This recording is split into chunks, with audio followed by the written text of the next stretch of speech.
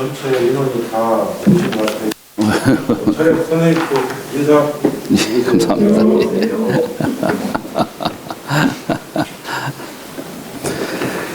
자, 지난 시간대에 검호 거골이요 주칭 야광이라 여기 나가다가 말한 것 같아요. 우리 지지난 시간대에 지난 시간인가요? 금생 여수하고 그러니까 강에는 금이 나오고 옥출 곤강이라 산에는 옥이 출토가 된다는 얘기예요. 산출된다.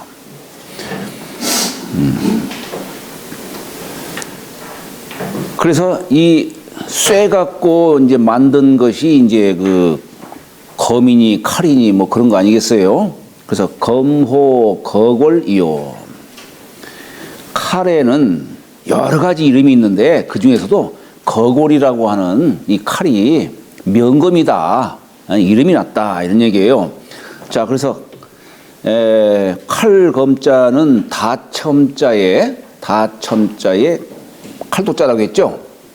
우리가 칼도자는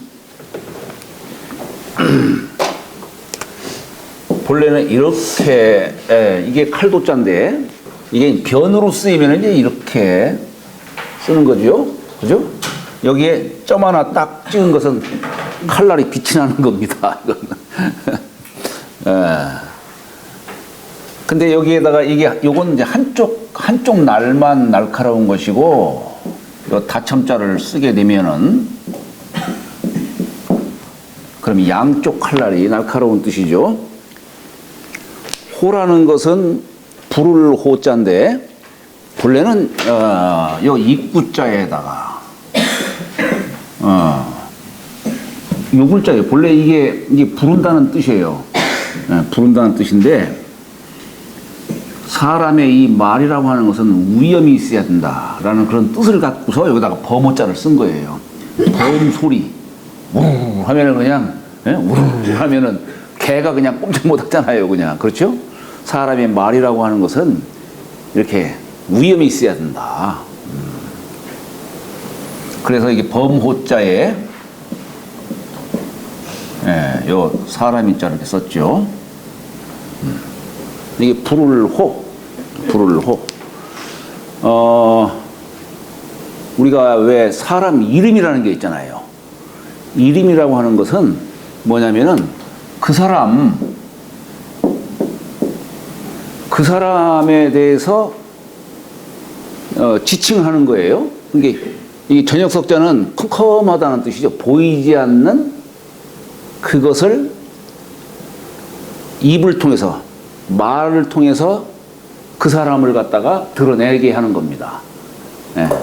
저 사람이 어떤 사람인지 모르는데 요 말함으로 해가지고 이름을 부름으로 해서 그 사람을 드러내게 하는 게 여기 명이라고 하는 글자예요. 근데 옛날에는 사람 이름은 굉장히 귀하게 여겼어요. 그래서 어릴 때에는 야 아무개야 이렇게 부를 수가 있지만은 나이가 어느 정도 먹으면은 아무개야 이름 불러서는 안 돼요. 부를 수 있는 사람이 있어요. 아버지는 부를 수 있어요. 아버지는 부를 수 있고 선생도 제자 이름은 부를 수가 있어요.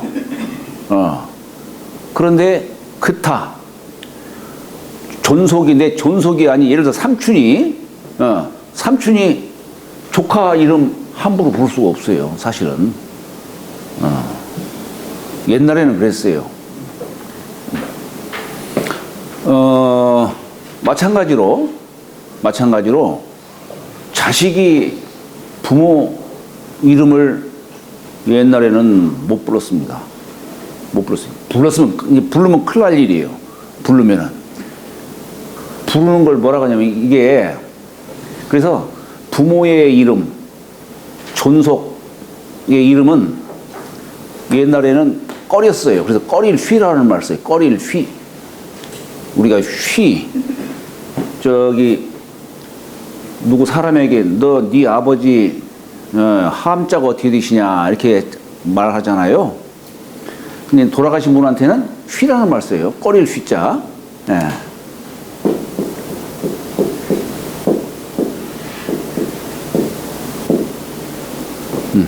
그래서 우리가 아버님의 제삿날 얘기할 때는 휴일이라고 말했어요. 휴일. 아버님의 제삿날을 휴일이다. 그래서 우리 아버님 제삿날에 다시 돌아왔습니다 하면은 휴일 불임이라 다시 임했습니다. 이렇게 얘기를 하는 것이죠. 이 아버님 이름을 함부로 이게 글을 읽다가도 아버님 이름자 들어있는 글자를 딱 보면은 요걸 못 읽는 거예요. 네, 요걸 못 읽어요. 그래서 하여튼 옛날에는 이런 것들이 철저하게 지켜졌습니다.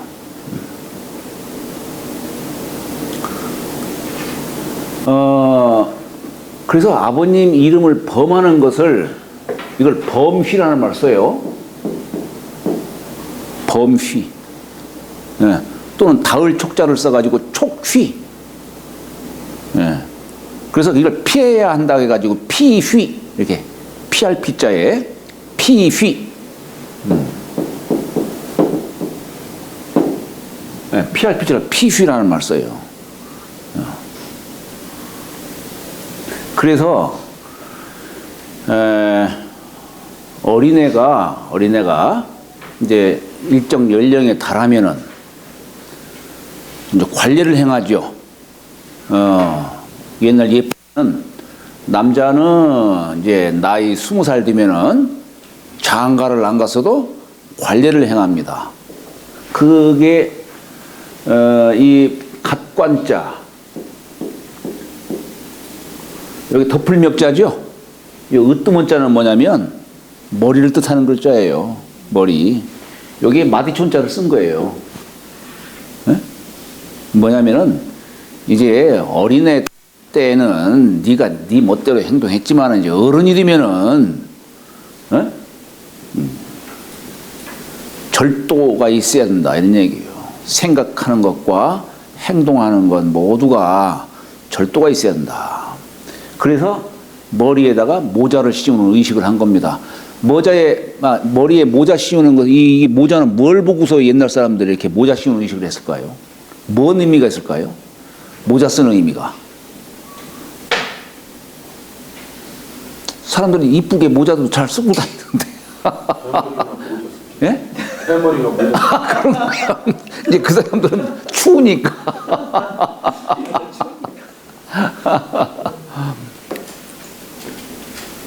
날짐승의 닭벼슬 있죠? 이게 날짐승은 우리 주역 괴로 말하면은 이 밝음을 상징하는 거예요. 근데 날짐승은 이 동맥이 발달되어 있어요. 네. 그래가지고 이 머리가 막 성한 겁니다. 벼슬이 이렇게 생기는 거예요. 바로 그걸 본받기 위해서 네? 모자를 쓰는 거예요. 모자를 장식을 하는 거죠 머리에. 네, 그게 닭벼슬. 해필 닭벼슬이지만은 날짐승은 이게 여기 동맥이 발달돼서 그런 거예요. 여자는 인맥이 발달돼 가지고 남자는 동맥이 발달됐지만은 여자는 인맥이 발달돼서 앞에가 이렇게 그냥 발달된 겁니다. 앞에가.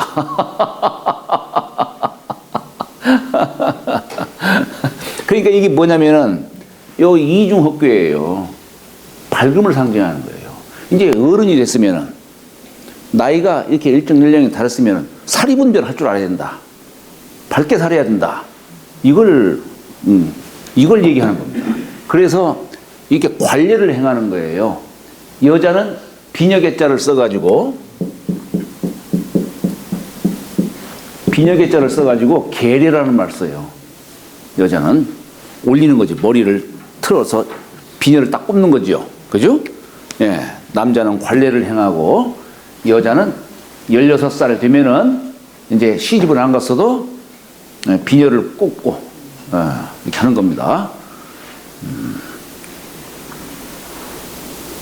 근데 대개 이제 여자는 시집 갈 때에 이렇게 계례를 행하면서 거기에다가 옛날엔 자를 져줬어요.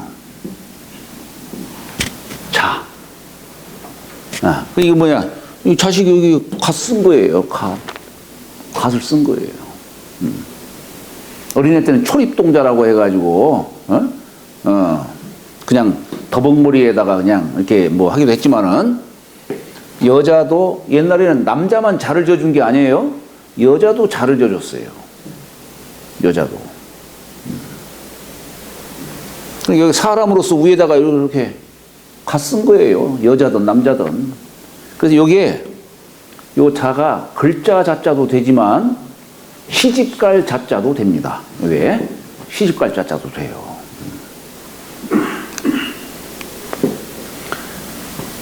그래서 이렇게 관례를 행하던 계례를 행하던 간에 이렇게 옛날에는 자를 져주고 그 이름을 함부로 부르지 못하게 한 겁니다. 이름을 귀하게 여긴 거예요. 그러다가 이제 또 사회에 나가서는 이제 호를 또 이제 이렇게 져주죠. 호를. 요건 이제 그 사람의 어떤 성향이라든가 또는 바라는 바 뭐 이런 것들을 담아서 염원하는 바를 담아서 뭐 선생이 져주던 또는 자기 스스로 호를 짓던 이런 걸 자호라고 해요. 자기 스스로 호를 짓는 걸 자호. 또는 남의 호를 높여서 얘기할 때는 아호. 아름다울 낮자 바를 낮자 아호라는 그런 표현도 하고 이렇게 하는 겁니다.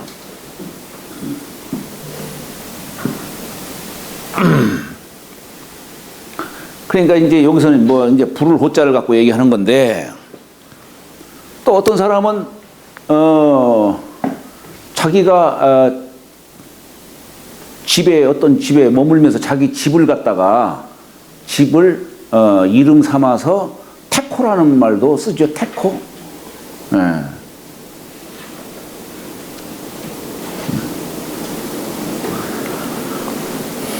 또 사람이 죽으면은 그 사람의 평소의 행적을 기려서 또 호를 져주는 게 있어요. 나라에서. 그걸 뭐라고 하냐면 시호라는 말 써요. 시호. 네, 그런 건 시호라는 말 써요. 옛날에는 이렇게 자나 호를 주로 즐겨 쓴 겁니다. 후손 입장에서 윗분에 대한 이름은 이건 함부로 못 씁니다. 함부로 못 해요. 그러나 내가 비록 손자라 할지라도 우리 할아버님 호 같은 거는 그런 것은 부를 수가 있어요. 네. 제가 우리 할아버지 호가 야산이에요. 야산 선생. 이건 뭐 내가 이거 부릅니다. 내가 불러요.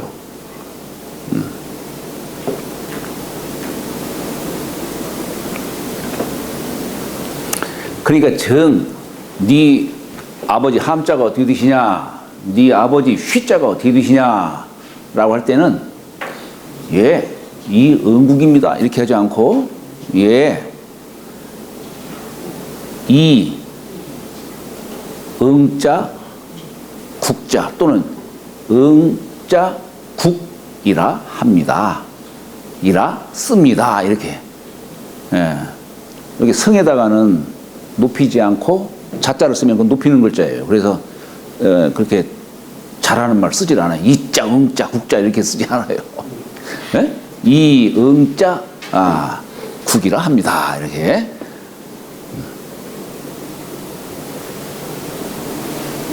그냥 서술 형식으로 그냥 이렇게 씁니다. 이렇게 부릅니다. 그러니까 그렇게 표현하는 정도지, 응국이라 합니다. 이랬다는 이제 난리라는 거예요. 요즘에는 뭐, 부모의 이름 한 글자씩 취해가지고 쓰는 사람도 있어요. 요즘에. 그래, 참 이게 나는 올바른 풍속인지 뭔지는 잘 모르겠어요. 다만 시대가 바뀌면서, 뭐 여러 가지 관습도 바뀌어지고 뭐 이렇게 유행되는 바도 다르겠지만은 그러나 이제 중요한 것은 부모와 자식 간에 부모는 자식을 사랑해야 되는 것이고 자식은 부모를 효도해야 되는데 이 효심이라고 하는 것은 부모를 높이는 가운데서 이루어지는 겁니다. 친구처럼 대하는 사이에서는 절대 효심이라는 거 안 나와요. 안 나와요. 높이는 데에서 나오는 겁니다. 내 부모가 비록 못났다 할지라도 못났다 할지라도 스스로 높일 줄 알아야 돼요. 부모를. 저 같은 경우 예전에 우리 어머님, 아버님은 일찍으로 하셨고, 중학교 때 뭐 남들은 저보고 야 뭐 어쩌고 뭐 얘기도 하고 하는데, 제가 생각할 때는 우리 어머님 어찌 보면은 참 무식한 분이에요. 우리 어머님은. 예. 아버님은 유식했는지 모르지만 어머님은 무식한 분이에요. 내가 이런 얘기 하면 안 되지.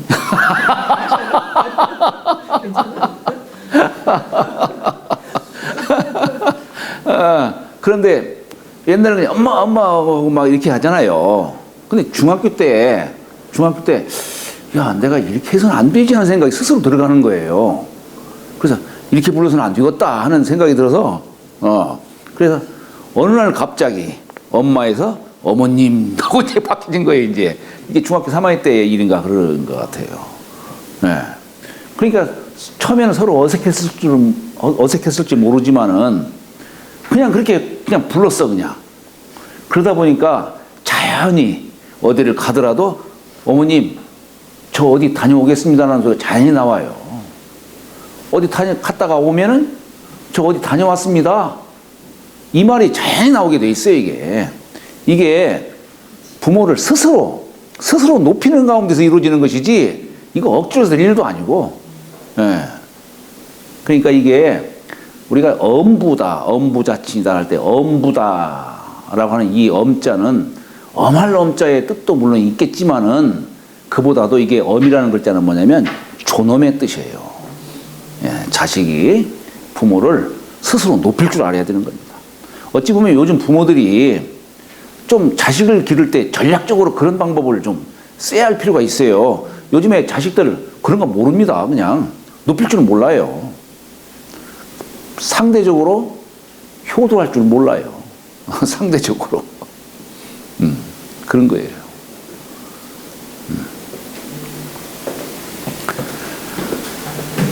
자, 여기 이제 뭐 여기 보면은 거궐은 여기 단주에 보면 그런 말 나오죠. 거궐은 검명이니 구야자 소조라. 구야자라는 사람이 만든 바다. 이게 이 거궐이라는 검 이름은 월왕 구천이 멸오하고 오나라를 멸하고 득보검 육하니 이게 보검 6가지를 얻었으니 바로 요 뒤에 나오는 쭉 그 이름들이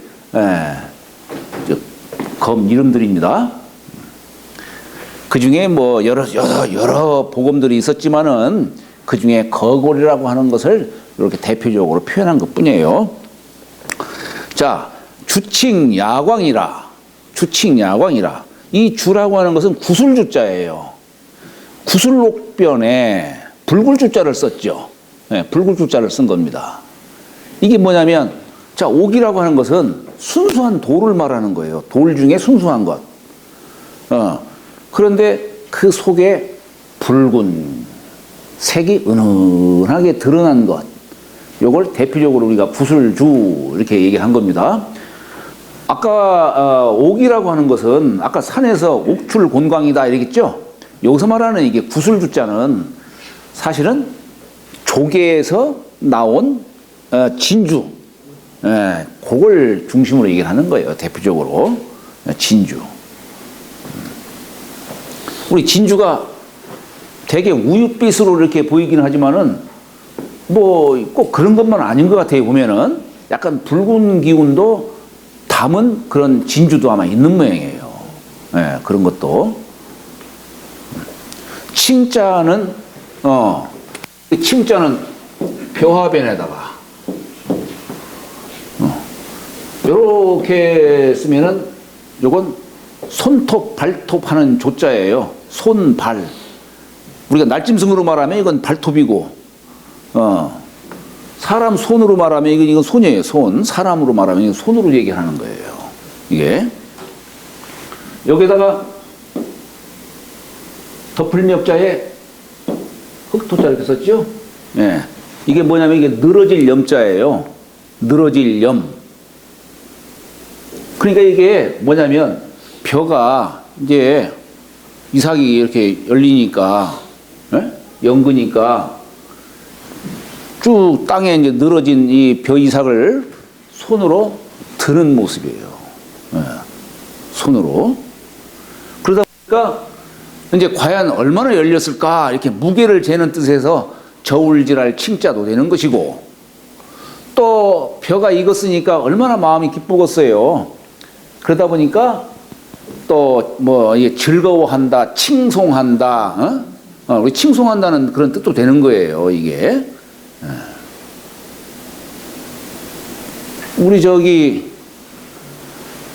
우리 이 세상에서 귀가 제일 큰 사람이 누굽니까?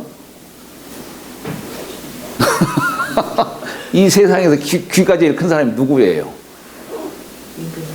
임금님? 아, 그랬으면 좋겠어요. 여기 귀라는 건 총명을 상징하죠. 총명할 때 총자가 귀 밝을 총, 명자는 눈 밝을 명, 네, 그런 뜻이에요. 눈보다도 귀를 더 따지는 것 같아요. 먼저 앞세운 거 보면은 명총이라 하지 않고 총명한 거 보면은 여기 이 귀가 밝다는 얘기는 지혜를 뜻하는 거예요. 지혜. 근데 저기 노자 이름이 이예요. 귀자 써요. 이예요. 귀자. 노자는 성씨가 이씨예요. 이씨. 아마 아버지 없이 나오신 명이에요. 네, 그분이 바로 그 노자의 덕을 본받고자 하는 뜻에서 이렇게 귀자 쓴 거예요. 네. 노자의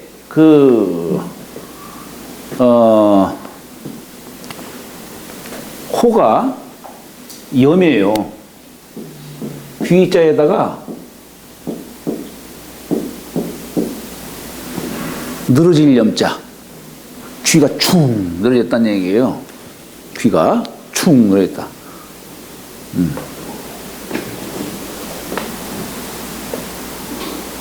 그러니까 공자도 젊어서 공자 당시에 노자가 계셨어요. 네? 공자도 젊어서 노자를 찾아뵙고 공자 가어에 보면은 문예어 노자다. 공자가 노자에게 예를 물었다라고 하는 대목이 있어요. 몇 번을 찾아뵀어요. 몇 번. 예. 당시에 공자는 뭐 30여 세고 노자는 뭐 한 80세 이렇게 되니까 뭐 젊은이가 노인 찾아가는 거야 뭐 당연한 거 아니겠어요? 근데 아마 논어에서는 그런 것을 기록하지를 않았어요. 논어에는 담지를 않았어요. 아마 제자들 생각에는 이거 우리 선생님이 누구한테 배웠다는 거에 대해서 아마 굳이 드러내지 않으려고 한 것은 아닐까 하는 그런 생각이 들어가긴 합니다만. 자, 그러니까 여기 이제 요거만 쓰면은 뭐냐면 손으로, 그러니까 늘어진 벼이삭을 들었다는 얘기. 그래서 이게 들승자예요. 들었다 해서 들승자예요. 들었다. 예? 예. 야자는 밤야자지요. 밤야자는 이렇게 하면 이게 위쌍자예요. 위쌍자. 여기다가 사람의 자를 썼어요. 예. 여기다가 이게 달월자인데 쭉 늘어진 건 빛이 드리운 뜻이에요. 이게 밤이 으슥하게 깊어졌다라고 하는 그 뜻을 이렇게 밤야자 쓴 거예요. 위에서 달빛이 들이우니까 사람이 이제 집에 들어가서 이제 잠자야 하는 그런 뜻을 이 밤야자 속에 담은 겁니다. 광자는 이렇게 쓰죠. 그 다음에 한자 긋고 사람인 자 이렇게 썼는데 여기에는 되게 두 가지 뜻 갖고 사람들이 얘기를 해요. 이건 뭐냐면 여기 요게 한 가지는 이게 불화자에다가 사람 인자를 쓰기도 해요. 이게 뭐냐면 빛광자죠. 왜 우리 성인의 어떤 그런 초상화를 그리면은 여기 머리가 그냥 훈하니 이렇게 후광이 이렇게 빛나는 그런 모습이 있죠. 그게 빛광자의 그런 뜻으로 이렇게 보기도 하는 겁니다. 사람 머리 위가 그냥 훈하게 빛이 나는.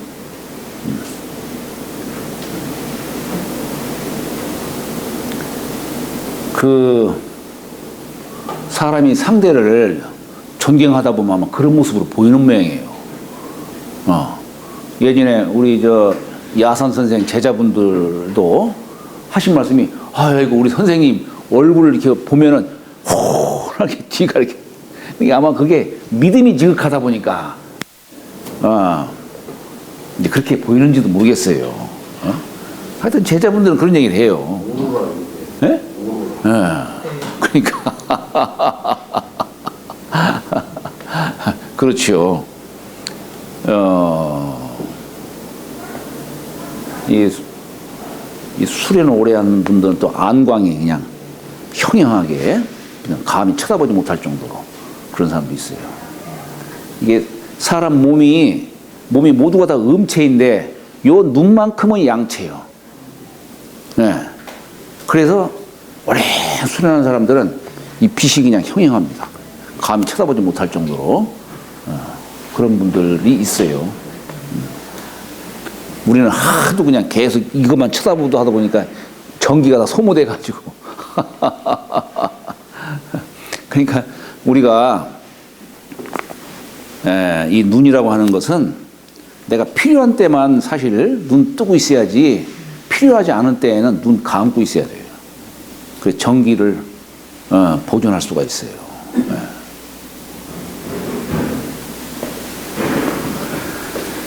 자, 또는 이게 요렇게 쓰면 이게 무슨 글자냐면 우뚝할 올자예요. 이게 올자예요. 높은 그런 뜻을 드러낸 글자예요. 여기에 빛이 나는 거예요. 자, 우리 볼시자는 이렇게 이 볼시자 아니에요. 이건 위상자에서 위에서 아래를 비추는 뜻이에요. 삼광을 비추는 거예요. 근데 요건 아래에서 위를 비추는 뜻으로 얘기하는 거예요. 아래에서 위를 비추는 뜻으로. 이렇게도 글자를 뜻을 표현하기도 합니다. 자, 그러니까 이게 구술은 야광이라 일컬어진다. 우리 야광주라는 말 있죠? 야광주. 그러니까 검으로는 거골이 이름났고, 구술로서는 여러 가지 구술이 있지만은 그 중에서도 야광주를 칭송한다. 이런 얘기입니다. 야광주.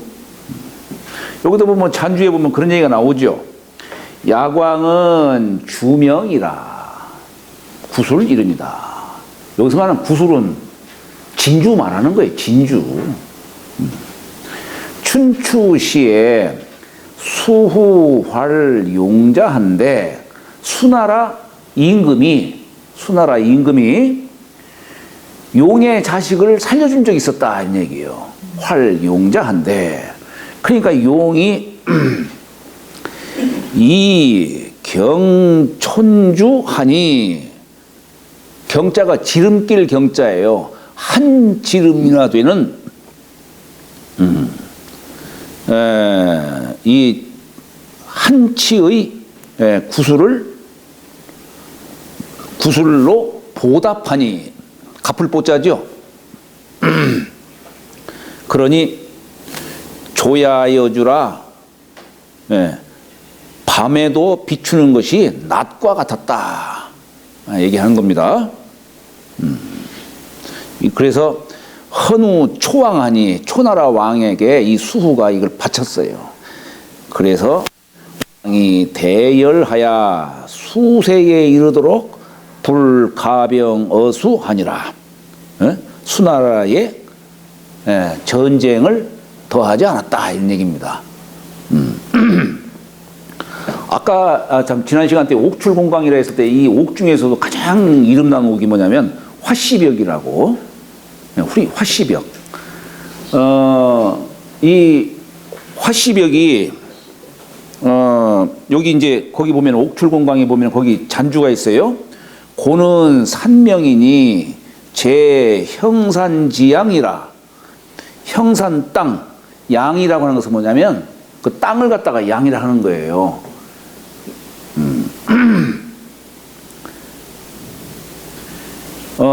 우리가 저기 뭐요? 예를 들어서 우리가 한양이다 할 때 한양 변양자 쓰지요. 왜 변양자를 쓸까? 땅을 왜 변양자로 썼을까?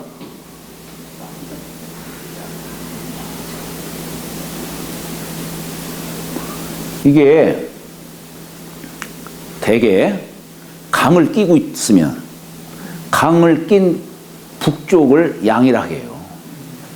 강북. 왜 그러겠어요? 거기에는 좌좌오향에 산 끼고 배산 임수를 하면은 배산 임수를 하게 되면은 남쪽을 향할 거 아니에요. 땅이. 그렇잖아요? 음달진 곳이 아니라 양지 바른 곳. 그래서 양이라고 붙이는 거예요. 땅을 한양 하는 거예요. 강북을 한양이라고 하는 겁니다. 한양. 그런데 초인 변화라고 하는 사람이 덕옥 어차하야 이곳에서 옥을 얻어서 성왕하니 성왕에게 바쳤다 이런 얘기예요. 성왕에게 바쳤다. 그러니 명화씨벽이라. 그래서 그 옥을 화씨벽이라고. 벽자가 아마 이게 옥 중에서도 이 화씨가 갖고 있던 옥이 제일 제일 좋았던 모양이에요. 그래서 임금벽자의 구슬옥자 쓴 겁니다. 우리가 완벽하다 할 때, 완벽하다 할 때 여기 완자 이렇게 쓰죠. 아마 화씨 옥을 갖고서 이렇게 유래로 삼았던 것 같아요. 완벽하다 이런 얘기예요. 그래서 진나라 진나라 이전에는 국가를 상징하는 것으로 뭘 삼았냐면은 솥을 국가의 상징물로 삼았어요. 진나라 이전 때는. 근데 진나라 때에 이 솥을 분실했어. 옛날 우임금이 9개의 솥을 만들었다고 했는데 이게 하나라 때 우임금, 은나라, 주나라를 거쳐가지고 하나라 때는 460여 년, 은나라는 600여 년, 주나라는 800여 년 이 오랜 역사를 거치도록 이 9개의 솥이 있었는데 요게 진시황 때에 분실됐어요. 그래가지고 진시황 때에 여기 화씨벽 이 옥을 갖고서 뭘 만들었냐면 옥새를 만드는 거예요. 옥새. 우리 옥새라는 게 바로 거기서 유래가 되는 겁니다. 옥새 거기에 뭐라고 써 있냐면은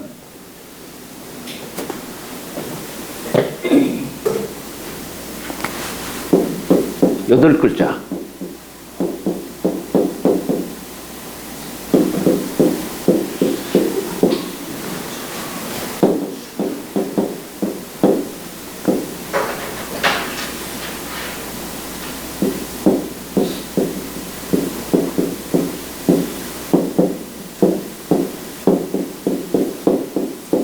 이 8글자가 거기 써져 있어요.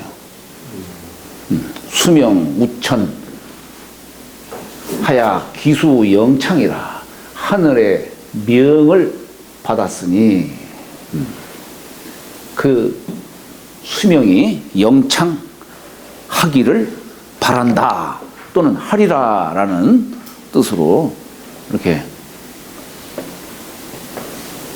요 글자가 아마 청나라 때까지 아마 그 옥새에 아마 이렇게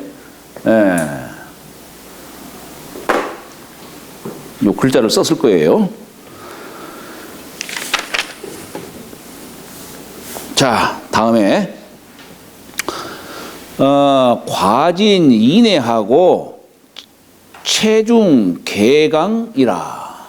예, 과진 인해하고 체중 개강이라. 과자는 과실과 보배진 오얏니. 이게 능금내. 예, 우리는 지금은 벗지내 하지만은 여기서는 능금을 얘기하는 거예요. 능금내 하는 겁니다. 자, 여기 과진인해하고 이 열매과자는 나무 목자에 이렇게 우리가 보통 쓸 때 이렇게 쓰는데, 본래 글자는 이게 나무 위에 밭전자가 이렇게 있는 거예요. 밭전자지만은 옛날에는 이게 둥근 열매에 열십자를 갖다가 표시하는 거예요. 이 10이라고 하는 숫자는 완성의 숫자예요. 그러니까 열매가 무르익은 걸 말하는 거예요. 열매가. 나무 위에 열매가 익은 것을 이걸 과라고 하는 겁니다. 우리가 인과라는 말 쓰죠. 인과. 그죠? 인은 뭡니까? 이렇게 쓰죠. 큰 대자. 이건 땅을 뜻하는 요 네모진 곳에다가 씨앗을 심었어요. 씨앗은 요만하지만 나중에 그것이 크게 되는 거 아니겠어요? 그게 인이에요. 예, 요건 씨앗을 뜻하는 글자고, 요건 그 씨앗이 이제 열매를 맺은 거예요. 과라고 하는 글자는. 예. 우리 보통 인연이라는 말 쓰죠.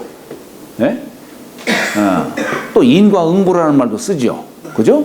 자, 인이라고 하는 것은 씨앗이에요. 그 인이 연에 의해서, 연은 이게 말하자면은 그 씨앗이 잘 발화가 돼서 결실을 맺을 수 있도록 도와주는 그런 뜻을 담은 거예요. 예?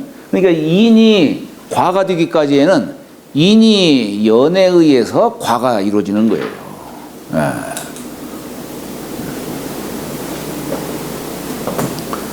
여기 진짜는 보배 진짜죠. 구수록변에다가 사람 인자에다가 이 터럭삼자 이렇게 붙이면은 이게 본래는 이게 사람의 머리숱이 아주 빽빽하게 이렇게 들어선 것을 말하는 거예요. 그래서 이게 이제 이 글자 자체가 참빛 진자로도 쓰이기도 하고, 또는 이게 사람 머리숱이 많다는 숫만을 진자도 됩니다. 이 옥이라고 하는 것이 사람의 검은 머리가 아주 빽빽하게 이렇게 아름다운 무늬 모양으로 이렇게 새겨 있는 것을, 서려 있는 것을 보배 진자로 이렇게 보통 얘기를 하는 거예요. 우리가 이게 보배 진자도 이렇게 있고 보배 보자도 있죠. 보배 보자는 어떻게 씁니까? 이렇게 구슬옥자에다가 질그릇 부자에다가 조개필자 썼어요. 이게 보자예요. 요건 집안에 옥이며 그릇이며 폐물, 이런 것들을 지칭하는 글자예요. 요건. 그럼 요것은 사람 몸에 지니고 있는 그런 귀한 것들, 사람 몸에 지니고 있는 귀한 것들.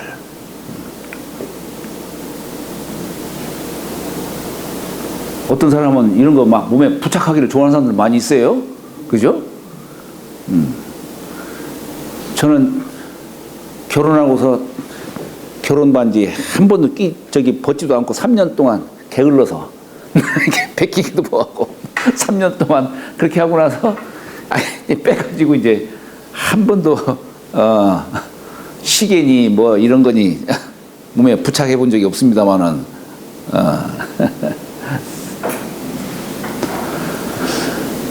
요 이자는 오얏 이자예요. 오얏 이.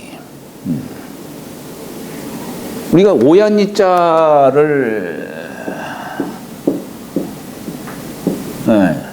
쓰고, 우리가 오얏이라고 하는 것과 복숭아 도자,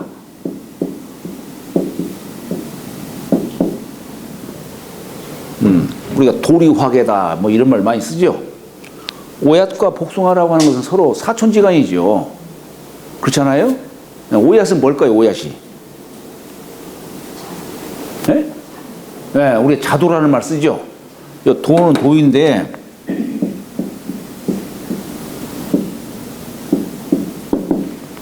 이 자자가 검붉을 자자예요. 우리 자도가 거무스름하면서도 붉은 기운을 띠고 있잖아요. 네? 예, 그래서 그걸 자도라고 하는 거예요. 자도. 자도라고 하는 것이고, 요거 이제 결국 이 자도를 우리가 오얏이다 라는 말로 이렇게 쓰기도 합니다. 옛날에는 이제 과실 중에 이 오얏이 가장 대표적이었던 모양이에요. 오얏이.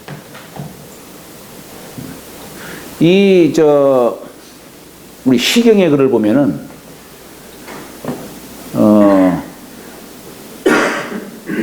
시경의 글을 보면 여자가 시집 가는 거에 대해서 그런 말을 해요. 지자 우기여, 이 자식이 시집 가는구나. 네? 시집 가서 자식을 많이 낳고 그 집을 갖다가 번창하게 하는 걸 갖다가 기업 진진이로다. 이게 복숭아 나무에 과실이 그냥 주렁주렁 매달려 가지고 그래서 그 집을 번창하게 하는 뜻을 시경에 이렇게 글로 담은 적이 있습니다만은, 이 오얏이라고 하는 것이 씨앗, 나무를 심고 나서는 편안하게, 편안히 그냥 둬도 자연히 그렇게 그냥 과실이 주렁주렁 매달리는 그런 뜻을 비유해서, 아마 옛날에는 이 과실 중에서 이 오얏을 가장 대표적인 과실로 이렇게 삼았던 것 같아요. 그리고 또 한 가지는 여기 내자가 우리 보통 벚지내 뭐 이렇게 얘기를 합니다만은, 요즘에 벚나무를 갖다 얘기를 하지만 사실 이게 벚나무가 아니에요. 예. 이게 능금이에요, 능금. 이 능금은 여기 나무목자에다가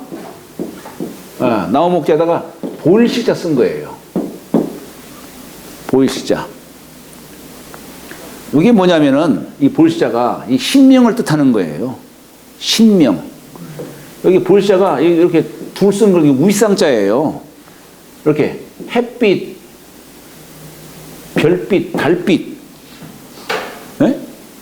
이게 비추는 뜻이에요. 그래서 이게 신명에 관련한 글자인데, 신명에 관한 글자는 다 이 볼시변을 다 써요.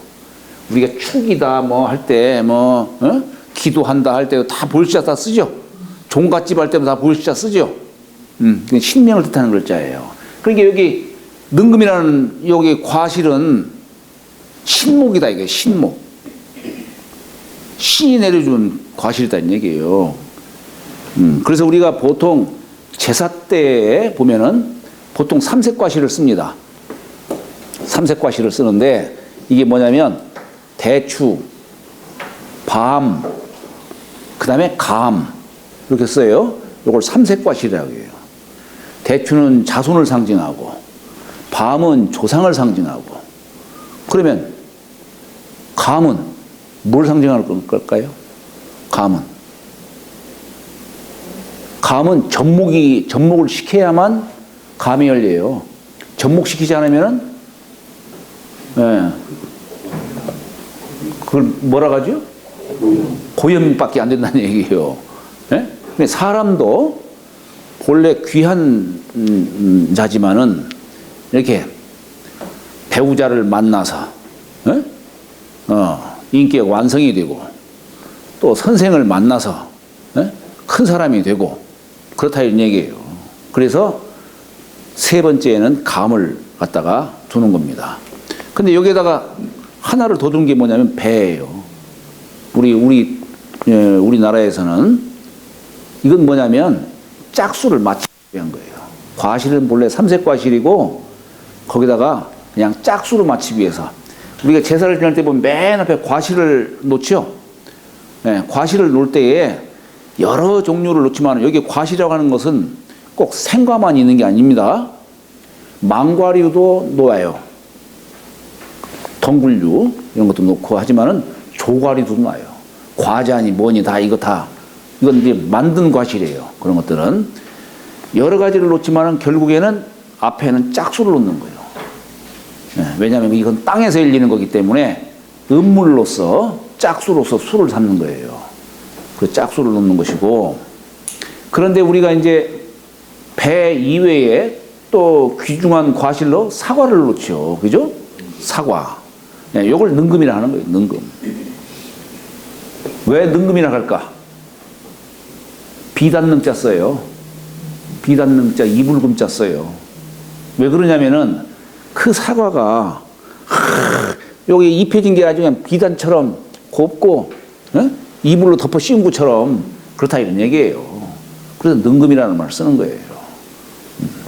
잠시 쉬었다가 하시죠. 네.